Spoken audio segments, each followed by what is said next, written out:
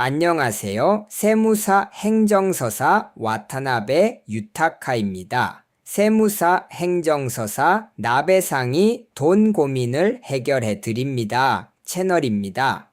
이번에는 건설업 허가갱신을 잊으면 어떻게 될까에 대해 말씀드리겠습니다. 이번 주제는 건설업 허가의 갱신 기한 관리입니다. 얼핏 보면 눈에 띄지 않는 단순한 행정 절차처럼 보일 수 있지만 이 관리를 소홀히 하면 회사 경영에 심각한 법적 영향이 발생할 수 있습니다. 실제로 허가 실효로 인해 회사 존속의 위기에 빠진 사례는 결코 드물지 않습니다. 오늘은 그 구체적인 위험과 대응 방법을 순서대로 설명해 드리겠습니다.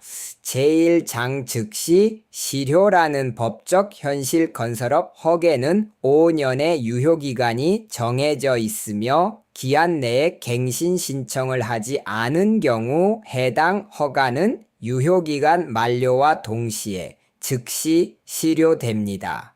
이는 건설업법 제3조에 근거한 규정으로 행정 측의 재량이나 유예가 전혀 개입되지 않는 엄격한 규칙입니다.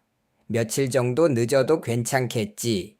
나중에 사정을 설명하면 융통성을 발휘해 주겠지 라는 생각은 통하지 않습니다.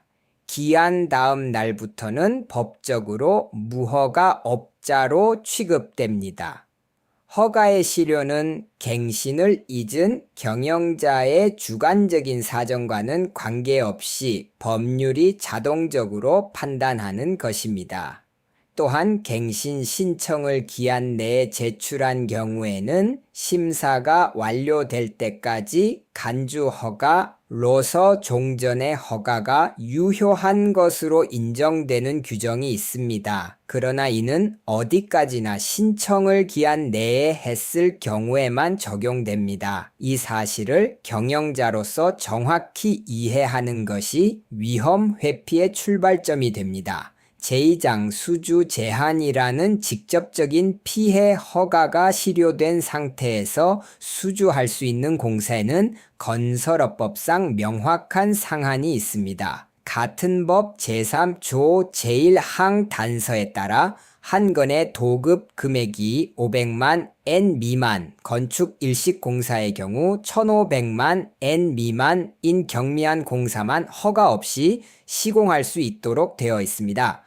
다시 말해 허가를 잃는 순간부터 500만 엔 이상의 공사를 수주할 법적 근거가 사라집니다. 많은 건설업자들에게 중규모 이상의 공사는 핵심 수익원이기 때문에 매출과 현금 흐름에 대한 타격은 매우 큽니다. 또한 이 금액은 세금 포함 기준으로 판단되므로 소비세를 포함한 계약 총액이 500만 엔을 초과하는 경우에는 허가가 필요합니다. 하도급업자로서 원청으로부터 공사를 받는 경우도 마찬가지입니다. 원청 측에도 허가 여부를 확인할 의무가 있기 때문에 거래 자체가 중단될 위험이 있습니다. 제3장 무허가 영업이 초래하는 형사행정처분. 그렇다면 이러한 제한을 인식하면서도 500만 엔 이상의 공사를 계속한 경우에는 어떻게 될까요?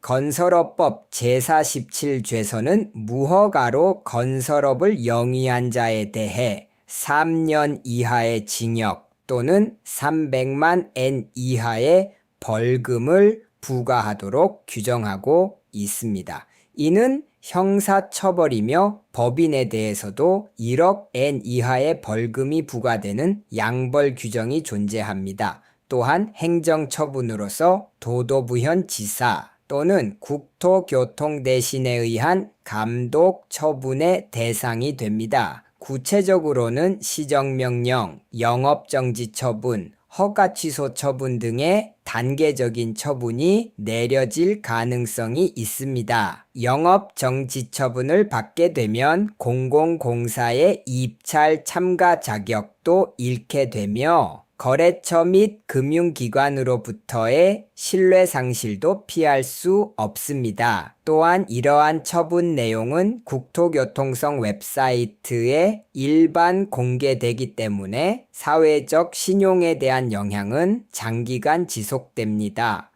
무심코 허가 시료를 모르고 공사를 계속했다는 경우에도 법적으로 면책되지 않으므로 충분한 주의가 필요합니다. 제사장 재취득에 필요한 시간과 비용 실효 후 다시 허가를 취득하려는 경우에는 갱신 절차가 아니라 신규 신청으로 취급됩니다. 이는 건설업법상 한번 실효된 허가는 연속성이 인정되지 않기 때문입니다. 신규 신청에는 경영 업무 관리 책임자의 요건 확인, 전임기술자의 자격 증명, 재산적 기반 증명, 신청 수수료, 지사 허가 9만 엔 대신 허가 15만 엔 등 다양한 서류 준비와 심사가 필요합니다. 또한 경영 업무 관리 책임자나 전임 기술자의 요건을 충족하지 못하게 된 경우에는 허가 재취득 자체가 불가능한 사례도 발생합니다. 허가 취득까지 수개월이 걸리는 경우도 많으며 그 기간 동안은 500만 엔 이상의 공사를 수주할 수 없는 상태가 계속됩니다. 오랜 세월 쌓아온 실적이 있더라도 절차상으로는 다시 제로에서 시작하게 된다는 점을 경영자는 충분히 인식해야 합니다. 저장기한 관리의 실무와 경영상의 우선 과제, 이러한 위험을 회피하기 위한 대책은 사실 간단합니다. 갱신 신청은 유효기간 만료 30일 전까지 제출해야 하지만 서류 준비에는 상당한 시간이 필요하기 때문에 실무상으로는 6개월 전부터 준비를 시작하는 것이 바람직하다고 여겨집니다. 구체적으로는 허가의 유효 기간을 사내 여러 명이 공유하고 캘린더나 시스템을 통해 리마인드하는 구조를 마련하는 것입니다. 또한 허가증 사본을 사무실 내 잘 보이는 곳에 게시하여 유효 기간이 일상적으로 눈에 들어오도록 하는 것도 효과적입니다. 그리고 행정서사 등의 전문가와 자문 계약을 체결하여 신청 관리를 맡기는 체계도 매우 효과적입니다. 건설업 허가는 사업 지속의 근간이 되는 법적 자격입니다. 아무리 뛰어난 기술력과 영업력을 가지고 있더라도 이 자격을 유지하지 못하면 사업 자체가 성립될 수 없습니다. 기한 관리를 경영상의 최우선 과제로 위치시키고 조직 전체가 함께 대응해야 할 과제로 철저히 관리하시기를 바랍니다. 부디 다시 한번 자사의 허가 기한과 관리 체계를 확인해 보시기 바랍니다. 이번에는 건설업 허가 갱신을 잊으면 어떻게 될까? 라는 제목으로 말씀드렸습니다. 건설업 허가에 대해서는 와타나베 유타카 건설업 허가 행정서사 사무소 홈페이지도 참고해 주십시오. https://watanabe-yutaka.com/license/ 앞으로도 돈을 주제로 한 이야기를 계속 전해드릴 예정이니